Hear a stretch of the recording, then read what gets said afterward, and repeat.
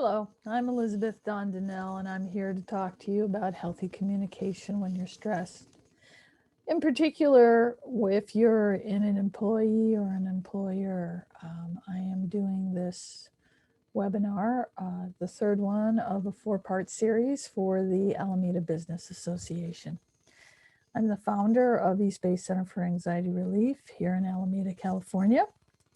And it is a group practice, and there's 5 clinicians here, and we support the community in helping them maintain their emotional well-being and mental health. So today I'm going to give you communication tips that you can use with yourself when you're stressed, friends and family, coworkers, staff, and the difficult customer. The 4 touchstones of effective communication that I've put together here, that is a combination of many different communication models. And I've kind of gelled it down into 4 what I'd call touchstones. And the first one is to connect. Making that connection with the other person is absolutely critical in a healthy communication style. And then checking in with yourself. And I'll explain in a few minutes what that entails and what that looks like. And then problem solve. And the key thing here is, if you notice, that problem solving is the third in the 4 touchstones. So often we want to dive into problem solving first, but it is the third, and it's a good one to have later on down the road, and it not be the first part of your communication.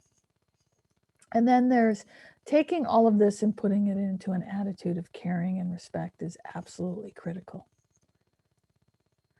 So first off, I want to bring to light, because some of you might find yourselves in this, what an unhealthy communication style might look like. And here's some examples. One of them is truth, which is that you insist you're right and the other person is wrong. Blame, that you imply that the problem is all the other person's fault. Sarcasm, where your attitude or words and tone of voice are belittling or patronizing. And then helping. Instead of listening, you automatically give advice or help, even if you're not asked. And then problem solving, where you try to solve the problem and then ignore the other person's feelings completely. And I'll explain that a little bit further in the value of acknowledging your feelings and the other person's feelings in that connective moment. But first, I want to explain something. What makes these communication styles unhealthy and potentially turns it into a defensive situation or argument is because they set this dynamic up. And this dynamic is called a one-upping, which means if you are right and you insist you're right, then there's only one other option. The other person is wrong, right? And that puts them in the below position. Or if you blame somebody with a problem and it's all their fault, then once again, you are right and they are wrong. Sarcasm is often belittling and patronizing, right? Which is finger pointing, making fun of somebody, helping. You give advice and help perhaps when you're not asked. And when you help someone or assist them, there can be this experience that you're the expert, and the other person has the problem and they don't know. And similarly to problem solving. And anytime you create this dynamic, there's potential for a power struggle, right? Because someone's here and someone's here, and it's going to generate friction. And because people are going to be fighting to do this. And what you're looking for, a healthy communication style fosters mutual communication, respectful mutual communication, right? So it's mutually respectful, and you're both looking eye to eye or at the same level, and there might be a little here and a little here, but it isn't this extreme experience of doing this, which generates defensiveness and criticism and potentially derails things. So an unhealthy communication style is something that creates this dynamic, and I've just given you 5 examples of ways of being that can do that. So when you're looking for a healthy communication style, the first thing you want to do is connect. And the connection consists of listening, by understanding what the other person is saying. So just to listen, not be sitting there and turning in your head how you're going to defend yourself or thinking about what they're saying that's wrong or silly or it's a waste of time, but try listening to what they're saying and gathering information so you can really understand their position through thought and feeling empathy. And thought empathy, I think, works quite well in the business arena because thought empathy is a summary, if you will, but a direct summary of what you heard the person say. And just by acknowledging what they said, for example, yeah, you're right. I think the desk would look better on the left side of the room, or your cubicle is very small after they've come to you and complained or said that their cubicle is not very small and they can't fit all their stuff in it. Thought empathy lets the person know that you've heard them. And when somebody feels heard, I know myself included, all of us, we just relax a little bit. Now, feeling empathy is trying to understand how the person feels. And if they're, saying, oh my gosh, I just got in a car accident this morning and on the way to work. And then a thought empathy would be more like, oh, wow, you must feel really frazzled right now. Or, gosh, how upsetting that must be. You identify feelings and then ask them or make statements of how they might feel. Summarizing, which is validating, which when you're listening, you just validate or summarize what the person says in a way that lets them know that you're listening. So it makes sense to me that that you would be pretty upset this morning because when you came in, there was a huge pile of work on your desk. I get it. And inquiry. Inquiry is questioning, but it's the type of questioning that is questioning with curiosity. It's not the type of questioning that is like the third degree or you're in detective mode and you're trying to solve a problem. It's an inquiry like, yeah, I'm thinking that you might have felt really upset about that conversation you just had with your boss. Is that right? See, it's more of a curiosity and a questioning to gather information, not to interrogate someone, not to prove them wrong, but to understand them better. And so these are the qualities and the things that you would want to implement in really making a connection. And you want to connect with the other person first, right? And then the second part is check yourself. And what that means is that a couple of things. That you check yourself to see that you are supportive and that you're listening and that you're not building up your defense and you're ready to be reactionary and tell them what you think of them in a very harsh manner. But also being transparent and acknowledging maybe how you feel or what you're thinking and making those statements. What I mean by in an assertive manner is to be direct and honest about what you might be thinking and what you might be feeling, but not aggressive about it, not really defensive about it, but standing with confidence and being okay with stating your position and what is happening for you. In the use of I statements, which are very powerful, and then also the phrase I'm thinking is a really wonderful one. So someone comes to you, let's say an employee who's really angry because they were working on a team, and now because other people on the team didn't get in their work, now their deadline is going to be late. And the statement of, I'm thinking from what you're saying that you're probably really angry, and it is really frustrating when you work with these people, with a couple of these people on this team, because your deadline depends on their work, and it doesn't sound like it's gone too well. Is that right? And so there's the inquiry at the end. So you're really letting them know, and it's a good way to diffuse things, letting them know that you hear and listen, but by saying that I'm thinking rather than I heard you say, or what you just said, because that's still kind of creating a distance and pointing the finger at them, but owning it. And also owning it through I statements like I think, I feel, I wish, I want, I'd prefer, right? So these are the 5 qualities and things that I invite you to consider when I mean check yourself. So first, you connect with the other person with empathy and with caring and listening and validating and summarizing. And then you bring yourself in as a response, and you're transparent and honest using I statements and things such as like, I'm thinking. And then you move into problem solving. So often we want to problem solving right away. Of course we do, because then that would take the discomfort away. That helps people. There's a lot of good reasons to want to dive right into problem solving.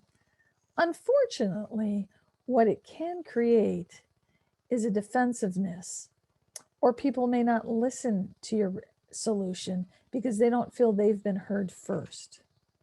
And so it can create more of a conflictual experience rather than one that's trying to calm down or help or be supportive when you dive into that first. If you connect, then check yourself and then move into problem solving, it usually is more fluid and a more effective experience for everybody around. And in problem solving, you want to inquire, you want to find out, what are they looking for? Do they even want? Are you just wanting to vent and download for about 5 minutes, or do you want some of my thoughts and ideas? It sounds like you've got this problem here, and I got a couple of ideas if you want them. So you can inquire such as that, to make an invitation, if you will, or an ask if they're interested in hearing, or if they want advice or a problem solved. And as I just said, or did they just want to vent? And what are they looking for? And to get a sense, sometimes to help set goals, if you have a short period of time and you really want to make sure you kind of hit the target, you can ask them, like, if this was the best conversation ever that the two of you and I had, when you leave, what are you wanting? What would you walk away with? What would I have said?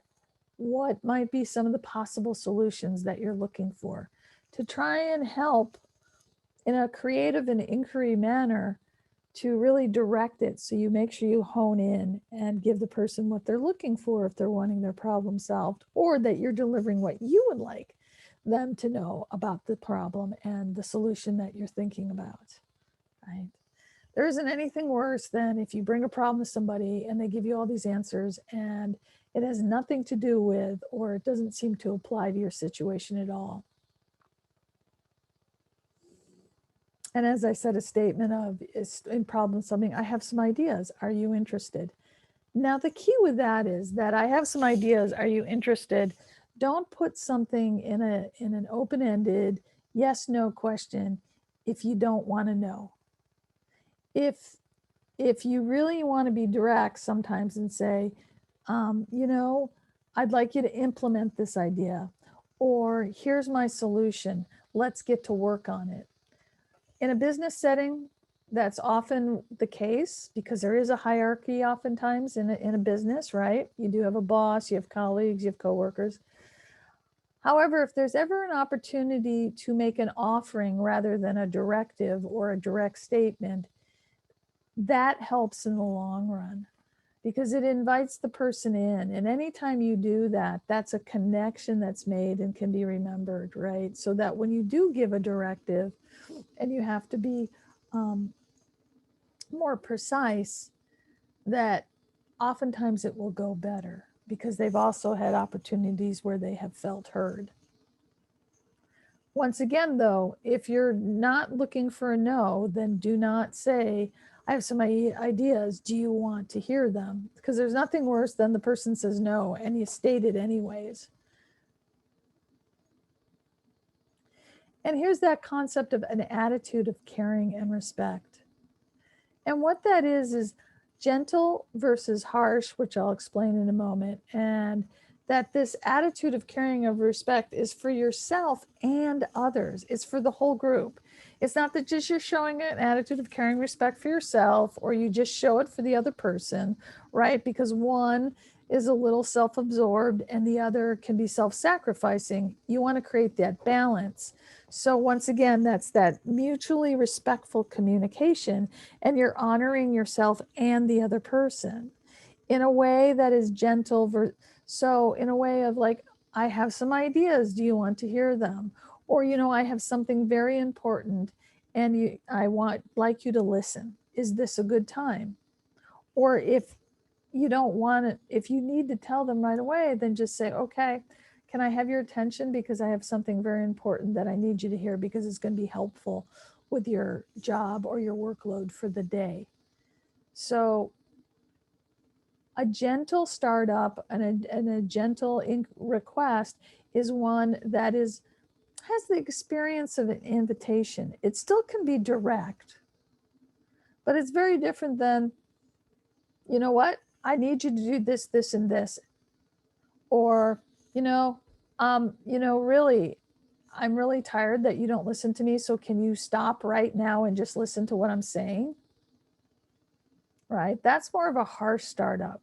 While it's direct, and there's value in being direct, if it has a feeling of finger pointing or blame, as I said before, or that thing of trust where I'm absolutely right and you're wrong, that will then set this dynamic up.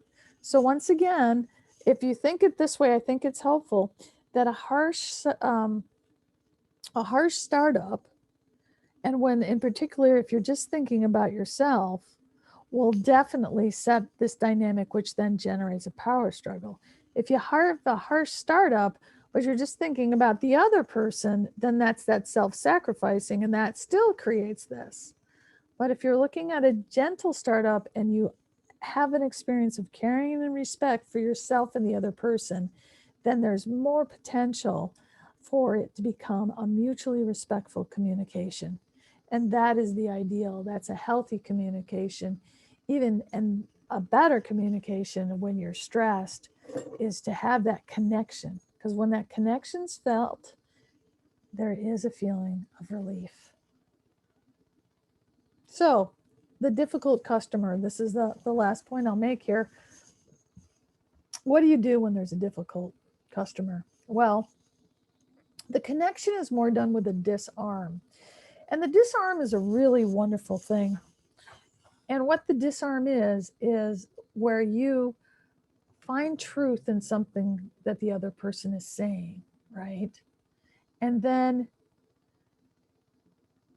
you're going to check yourself by being assertive and probably problem solve in a direct manner, okay?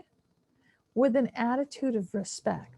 Now, you notice I didn't put caring in there because when somebody's being difficult, sometimes it's hard to care for them, or you might be able to care for them because they're a human being, but that's about as far as it goes.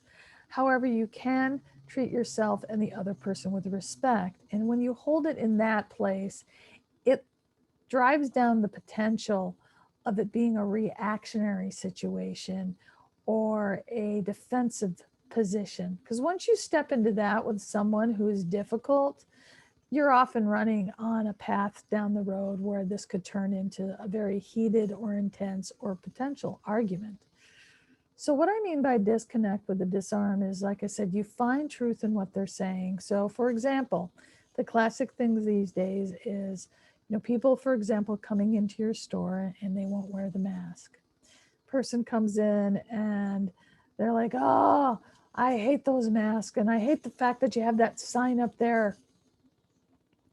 You're right. There is a sign up there that says, please wear a mask. And I wish it were different, but it's not. And so I need you to either take the paper mask here or to step outside the store, put your own mask on, or make a choice whether you want to be in the store. But in order to be in the store, it does require you to wear a mask. And like I said, they're not my favorite things to wear either, and I wish it were different, and it's not. So I used a disarm, which was, you're right, the sign does say to wear masks. And I was assertive by saying, I agree with you. I wish it were different, but it's not. And then I was a direct problem solve, which is you have Two choices: either you take the paper mask here, or you step outside, put on your own mask, or think about it for a moment, but you can't enter the store again. You cannot be in here without a mask. And yeah, I don't like wearing masks. Most people don't like wearing masks. At the same time, I really want to serve you and I want you to be a customer here. There's the attitude of caring and respect. And so we've got to follow the rules. Kind of that sense of we're in this together as much as we both don't like it. So once again, when a difficult customer or somebody's difficult, you want to connect with the disarm, find the truth in what they're saying, check yourself. Then the problem solve is more direct. It isn't like inquiry. There, if you noticed in this, there is an inquiry like, well, tell me how you feel about wearing masks. Or I'm thinking you're really angry about the fact that you need to wear a mask. Am I right? This isn't the time that you want to do that, but you can still hold it in a place where you can agree with something they said that is true, irregardless if it's fair or not. This isn't about being fair. It's just about making that connection to try and hold a dynamic that could potentially turn into this for good reason. Trying to keep it mutually respectful. The more the other person feels respected and heard, the higher probability they are going to have to be less reactionary, more responsive, and potentially treat you with a bit of respect also by honoring your request. And ultimately, that's what you're looking for, I'm sure. All right, so for today, the reason that I brought this up, as we're at the end, is that I hope that you found a few of these tips helpful and useful, because during these times, if you hadn't been to my first two webinars or listened to them, they're about how to manage stress. And one of the ways that the intense stress that's happening right now manifests is through irritability. And that's an external way, and that comes out in our communication. So know that when someone comes at you and they're irritable, try and consider that, possibly have that little empathy that it has more to do with what's going on in the state of the world today than it does with you. And also know that if you're irritable and you get frustrated, or conversation goes off the rails, or you do have a bit of a sarcastic tone perhaps to an employee, that it's always okay to reset. It's always okay to go back and go, I've been really irritable lately, and my apologies for my off-putting behavior. I'd like to try and have that conversation again. So acknowledging that was an example too of that transparency and being assertive, and know that we all are human and we all make mistakes, and it's okay to reset and apologize once in a while and try and have that conversation again, a second time, differently. Once again, my name is Elizabeth Dondinell. I'm a licensed marriage family therapist, the founder of the group practice East Bay Center for Anxiety Relief in Alameda, California. Here's my information, and I hope that you found this webinar a good use of your time, and that you might use some of the things that you've learned here. Thanks very much. Have a good day.